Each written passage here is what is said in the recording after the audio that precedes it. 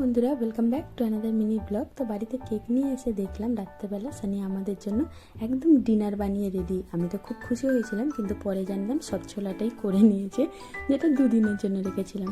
আর এইসব কচুরি খাওয়ার পর পরের দিন যখন সকালে উঠে ওয়ার্কআউট করি না, এর হাড়ে হাড়ে টের পাই, বিশ্বাস করো। নিচে এসে রতুর জন্য বানিয়ে দিয়েছিলাম নুন চিনির জল, কারণ ও ওটাই খায়, প্লেন জল খায় না।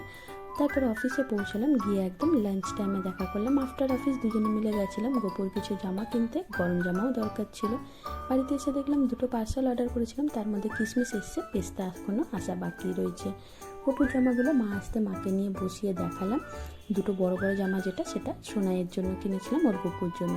আমাদের গোপুর অনেক জামা, সেগুলো একটু বাতিল করতে বসলাম। তারপর চা খেতে খেতে চলে গেলাম রান্নাঘরে, গিয়ে রান্না বসিয়ে দিয়েছি। ছোলা যদিও এখনও শেষ হয়নি, সেটারই পর্ব চলছে। তো মোটামুটি আজকের দিন আমার এমনি গেল। বাই দ্য ওয়ে, সানির জন্য মা পায়েস বানিয়েছিল, ভীষণ ইয়াম হয়েছিল আজকে।